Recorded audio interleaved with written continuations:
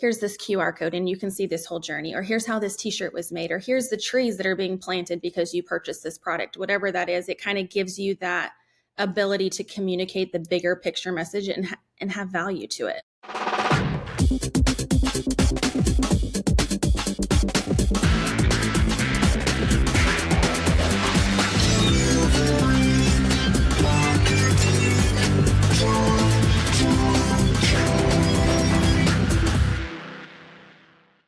Hey there, and welcome to a brand new episode of Delivering Marketing Joy. I am your host, Kirby Hassman. Joining me today is a brand new rock star. Super excited to chat with her. She's the creative marketing strategist for Made to Order. She's a branded merch expert. Stephanie Hinkle, thank you so much for joining me. Thank you for having me. Great intro. Appreciate that. We'll take that, right? Like I don't know about you, but whenever I'm on a podcast, it's like whatever people say in advance of the podcast, I'm always like, I should really write that down. That's how I'd like to be introed every time, right? Yeah. So let's dive in. What's something that excites you most, like right now, working in marketing within the branded merchandise space? Yeah. Well, I kind of have a unique role where I get to work really closely with our sales team. And so I kind of get to blend that strategy with the storytelling and design.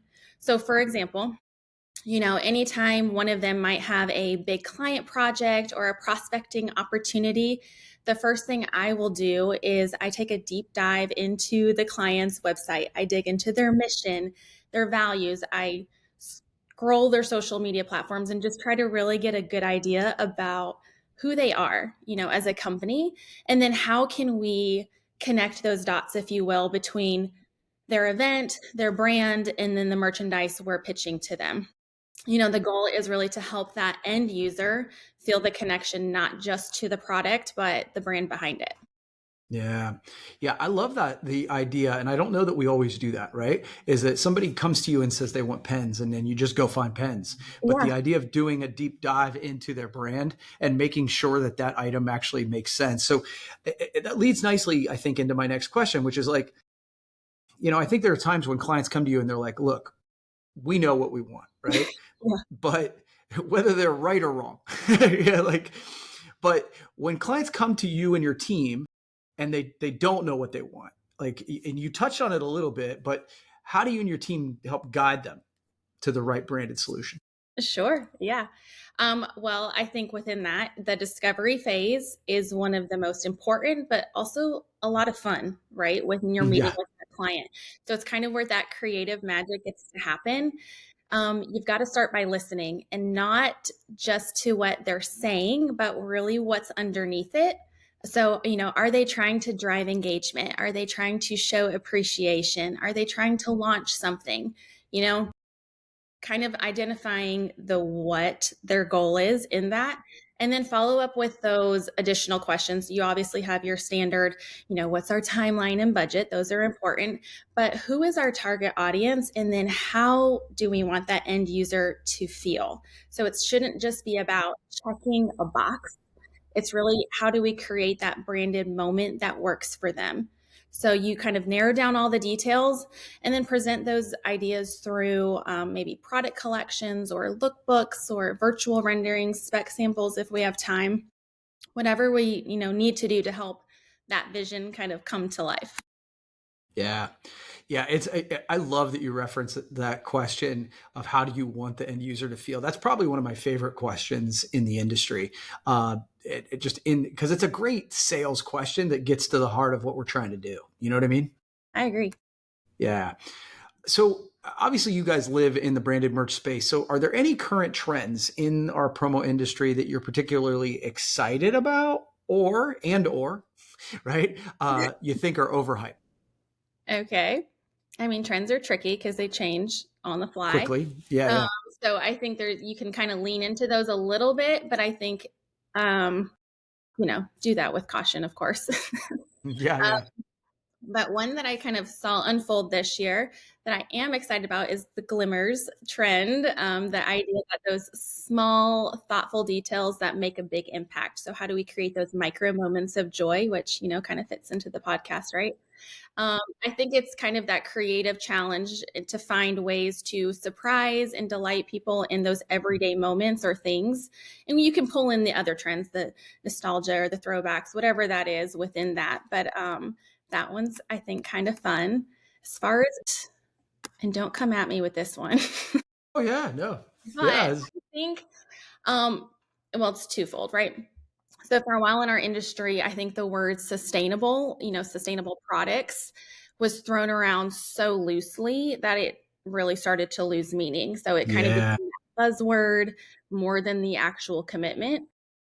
Companies we saw, were quick to slap green labels on products without being able to back it up, which we now refer to as greenwashing.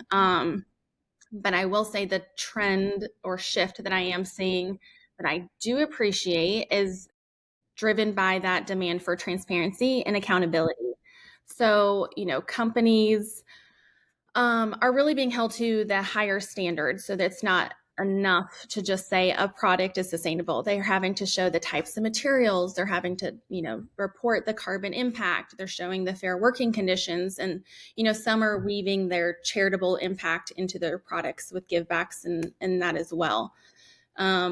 So I am loving that shift of just that transparency and now seeing how they're using technology to tell this story in a more transparent way. So whether they're embracing the QR codes or the NFC tags, it really allows that end user to kind of be a part of the product's journey. So everything again from where the materials came from to how it was made to the working conditions behind it, it's giving them access to that full life cycle of the product and the people behind it. So again, I yeah. think that's the kind of transparency that creates trust, and it also resonates with our clients in just a more meaningful way that helps us connect with those meaningful merch that aligns with brand values. That kind of is the end It, goal. Yeah, I love that, and I think that that's what when it's kind of the Wild West, everybody's going to say, "Oh, well, this one's sustainable, and this is sustainable."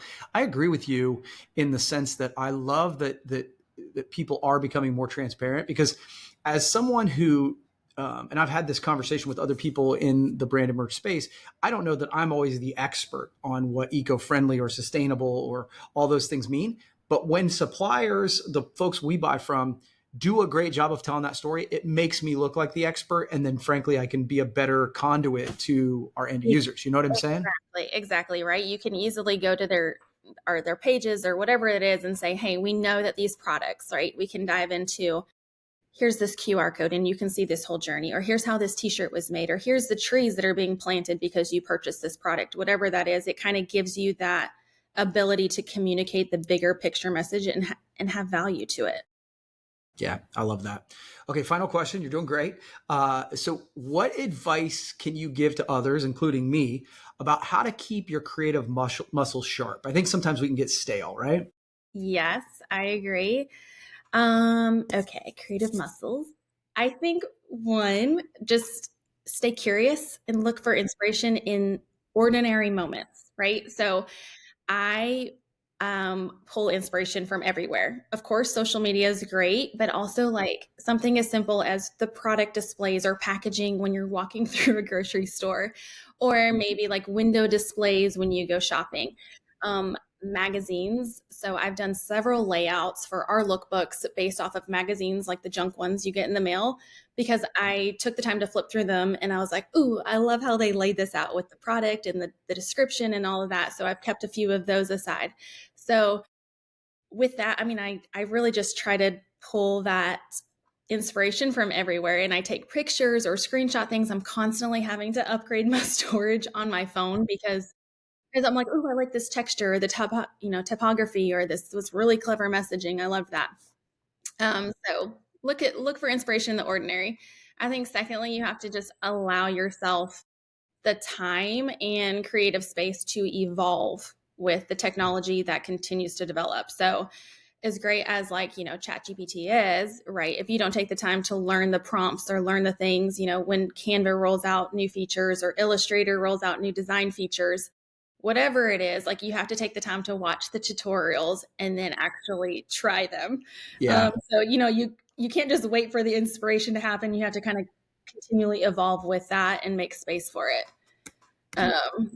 Yeah, I like that a lot, Stephanie. It's funny. I think we sort of wait for motivation Yeah. sometimes Yeah. to do those sort of things, but it's really about like the action will actually drive the motivation, not the other way around. A lot of times, if you sit down to write, it's amazing how you can write over Yes. and over. You don't run out of ideas. You don't run, and I really love the idea of finding inspiration in just the mundane. The downside is I never shut my brain off, right? Right. Yeah. It's a balance between like unplugging and then being like, oh, that was cool. Totally. Yeah. Absolutely. It does make it fun to consume other pieces of media, right? Whether it's TikTok or just stuff you're seeing on TV.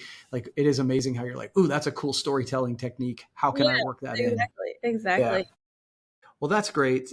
Stephanie, I really appreciate you taking the time. This has been really fun, and we'll have to do this again sometime, okay? Hey, thanks for having me, Kirby. I appreciate it. No problem. Well, that's going to wrap up this edition of Delivering Marketing Joy. We'll see you next time.